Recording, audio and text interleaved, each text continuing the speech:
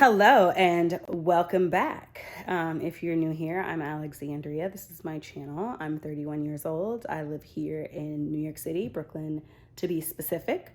I work in influencer marketing and I'm a content creator as well. If you like these types of videos and following along, please give this video a thumbs up. It is Sunday, December 12th. It's 12/12/21, so all ones and twos today on the ones and twos. And I have a lot on the docket today. But I'm really excited. So we're getting closer to the end of the year, and I, on the 10th, just realized, we have exactly 21 days left in the year. I've been thinking a lot about like my goals for the next year and just goals in general. I think I mentioned before, I feel like I'm on a rolling goals schedule. There are a couple of things that I set that I wanted to do for 21 days straight. So I've started a challenge with myself, like making all my move goals that I set for myself on my Apple Watch, and just working activity into my life. So I'm on day, I guess technically 3 because the 10th, the 11th, the 12th. And I've been doing well, and I felt really good about just like implementing movement into my life in more creative ways and ways that align with like what I really enjoy doing, and accomplishing something before the year is over. You feel like the year's almost over and you're like, so what is going to happen has already happened for the year. But 21 days to like establish a habit or break a bad habit or accomplish something completely and just not wait for the new year, I think is just something that I'm excited to do. So today, as part of that, I have to get in my movement to reach all my goals. I have work to do. I really want to go to the city and go to Trader Joe's just because it's so beautiful outside, and not specifically Trader Joe's, but I'm like, why would I go to the city? What is my destination? And I think I am going to go to Trader Joe's to get some groceries, some special products that only they have, as well as some veggies and other things that I want to cook for the week. So go into the city, walk around a little bit there, get to be outside. It's so beautiful. Like the sky is crystal clear and it's just so sunny and cool. It's not even freezing cold. It's like in the 40s. So I'm gonna go to the city. I feel like there are so many other things I need to do besides work. So when I say work right now, I need to catch up on work for my day job, as well as some vlog editing, as well as a freelance social account that I manage, as well as getting up to date on my financial tracking. I'm really pretty diligent and like detailed about tracking my finances and budgeting and stuff of that and things of that nature. So doing that, I need to cook at some time today. And I don't think walking in the city will be enough movement, so I'll need to make it down to the gym as well today. Good thing is I don't have to do my hair, and I'm not deep cleaning my apartment today. I really feel like there's something I forgot. Either way, I'm going to take you all with me today, and I think today's vlog is just going to be today, like a one-day vlog. I'm trying to get a little bit more frequent with the vlogs going up and stick to my Wednesday, Sunday schedule, improve the editing quality of it, and just add in the details that I'm totally capable of doing, but it would just take a little bit more time. And sometimes I'm like, I just want to finish editing, and just like putting in those edits, really, putting more effort into the content. I built the consistency over this year. So now I think it's time to put in, a little bit more quality that really sets my content apart. That's what I'm doing today. Another thing I've been focusing on outside of, within the social space, but outside of YouTube as a platform, is my reels on Instagram. I've been having some great performance with the content I'm making on Instagram, so you can find me there at The Pushed Envelope. And today, while I'm out, I am probably going to film like 2 more wine shops that I want to include in my New York City like wine shopping guide reel that I'm going to make. You see, I have not landed on a proper name for it, but I want to do like a wine guides reel, as well as a wine shopping guide video for New York City here on YouTube. And I also have to film today. I'm not going to film that full video for YouTube today, but I am going to film most of the reel, and I filmed some of it yesterday. I want to get back on my reels and TikTok. I also want to get back on my wine reels and TikToks. You can find me on TikTok at the Pushed Envelope as well. And I talk about wine there. I talk about fragrance there and other things. So just building content across platforms, evergreen stuff that's trending, etc., etc. So come along with me and we will get through this Sunday and start the week on the right foot. Talk to y'all later. Okay, so it is 11:51, almost noon.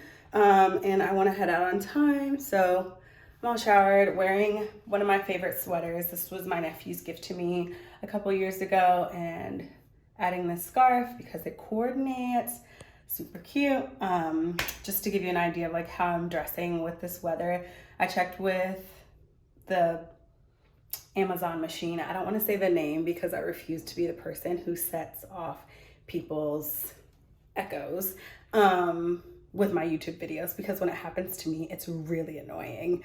So I just checked with the machine and it said it's 45 degrees outside.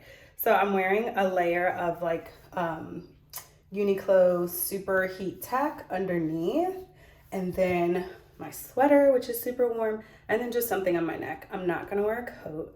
I'm gonna take my purse. I'm wearing like my flat Cole Haan shoes. So yeah, I'm gonna wear my Cole Haan shoes so I'm comfortable to walk. I think I'm going to walk kind of like across the 14th Street area, going, I think, Union Square area, and just walking from there, and then probably gonna go to the Trader Joe's on 3rd Avenue, and then make my way back to Brooklyn, finish working for the evening. If I haven't gotten enough steps and like movement in by then, I'll go downstairs and work on the treadmill, and then probably do dinner and stuff, like make dinner at home and just get ready for the week. So let's continue on a Sunday, sort of a reset day. This is very much a like casual reset day, not like a deep clean apartment day, not a huge grocery haul or anything, but definitely just kind of getting my mind right, getting outside, getting prepped for work, but going to go out, get some content, and come back and maybe start doing some planning around my goal setting video that I want to share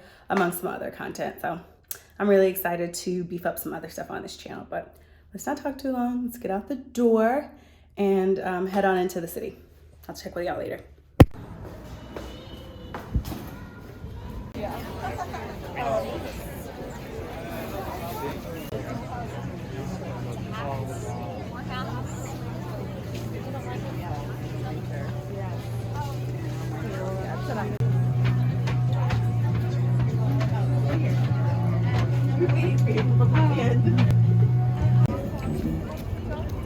All right, I am out. I'm in Union Square. Hold on, let me get rid of my gum. All right, I have made it into the city. I'm in Union Square. I am just kind of having a little walk right now. I just walked past like the cutest little chalk project, I guess, where there's like big circles drawn in Union Square, and one says like hugging spot, and then the next one says kissing spot, and then the next one says effing spot. And I was like, oh, whoa, that had escalated quickly. But that's very New York, because, you know, where else would someone actually be having sex in public?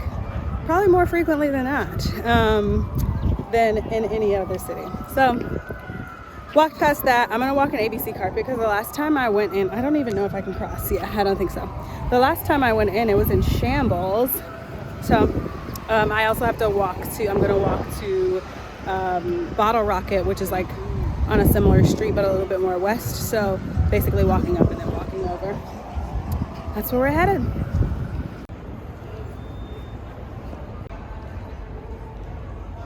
Oh my gosh. Wine people are so fun. So I wasn't going to go to this wine shop. I was going to go to a different wine shop, but you know what? It worked out perfectly. Oh, should I get a baguette? No. So I was going to go somewhere else, but then I took a phone call and ended up walking into something called Flatiron Wines. And I was like, I'm happy just to take a look through. Seems like a good nerd wine spot. And I actually found a Bordeaux that I have been looking for years, just like in a store, you know, that just kept it in stock. It is Chateau Beauregard Figeac. It is from Saint-Emilion. It is Bordeaux blend. I think Right Bank Bordeaux blend, and it's just so good and a sentimental wine for me because it was from one of the final times I took myself out to eat when I was living in New York City for the first time, and I was about to move away, and I was like, it was at Lafayette, which I went to yesterday, and I ordered the whole bottle or whatever and took the rest home with me. And I literally I don't think I've ever found that in a store. The time I got it after that, I bought it from my Somm. So like I can get stuff at cost when I worked in a restaurant.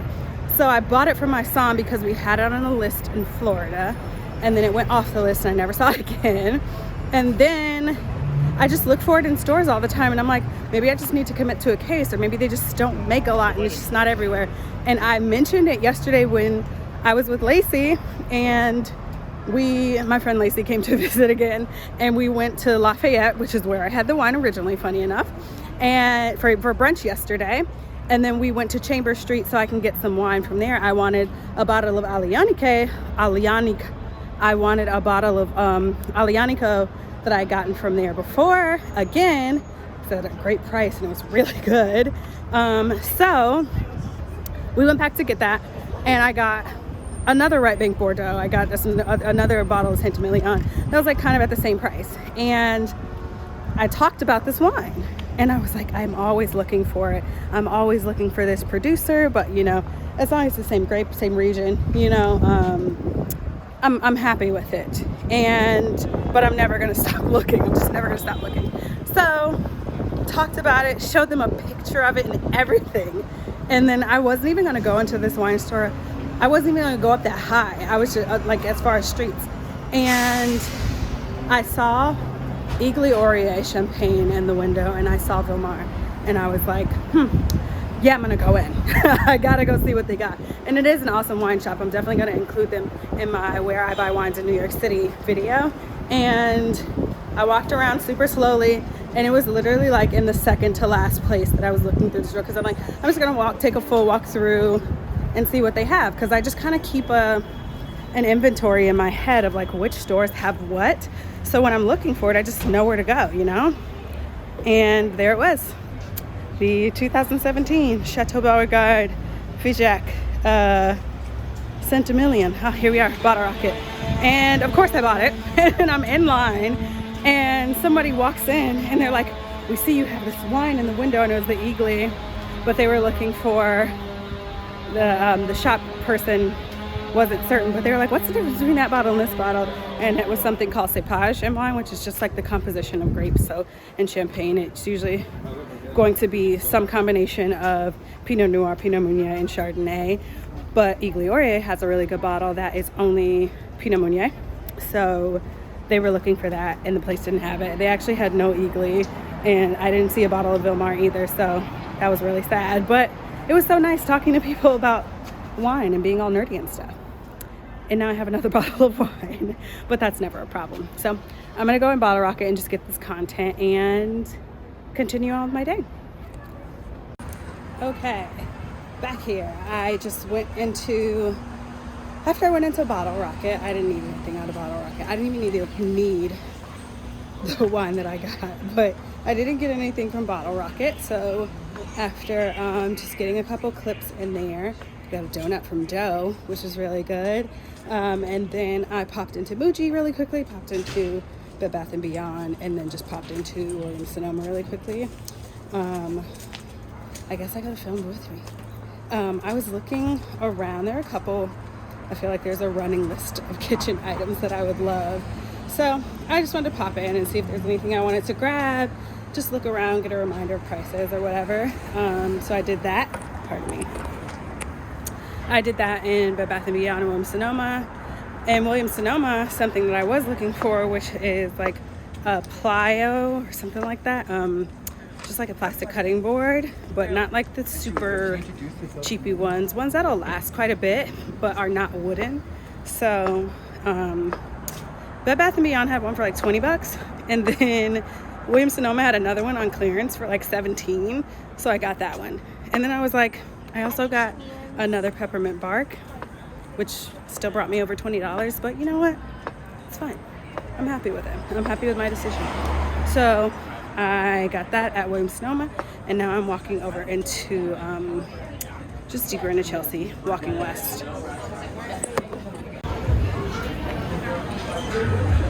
Alrighty, in Chelsea Market right now. First of all, I think this is my first full time like really walking through these lights that they do in the back. Second of all, I did not realize that Friedman's, which I think closed at its other location during the pandemic, is open here in Chelsea Market, which is like blowing my mind. Sarah Beth, that's been here forever. What is this market?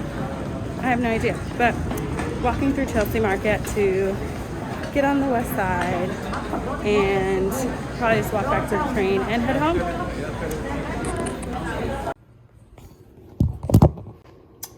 Hello. And welcome back. Ooh, I'm actually gonna put this up a little bit higher.